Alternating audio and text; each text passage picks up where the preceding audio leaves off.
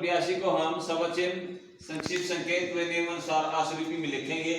समाज की आदर्श व्यवस्था वह नहीं है जिसमें प्रत्येक व्यक्ति को संपत्ति का समान भाग मिलता है, बल्कि वे है जिसमें प्रत्येक व्यक्ति उसी अनुपात में धन का भागी होता है जिस अनुपात में वह धन का भागी होता है, जिस अनुपात में वह सामान्य कोष भरता है। विराम।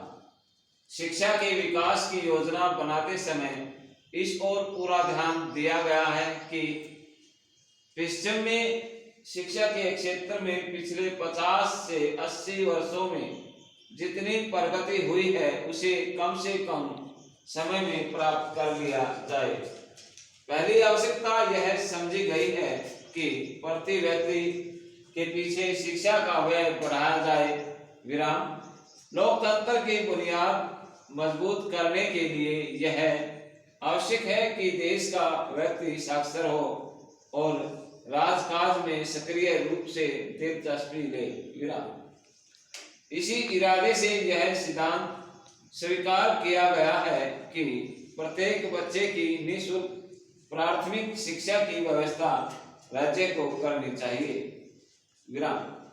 अनुभव प्राप्ति के लिए काफी कीमत चुकानी पड़ती है, परंतु इससे जो शिक्षा मिलती है वह अन्य किसी भी साधन द्वारा नहीं मिल सकती। विराम। लोकतंत्र में जनता को इस बात का अधिकार है कि वह अपने अधिकारों के लिए संघर्ष करे और उसके कुछ अभाव और अभियोग हो तो उसके लिए आवाज बुलंद करें। विराम।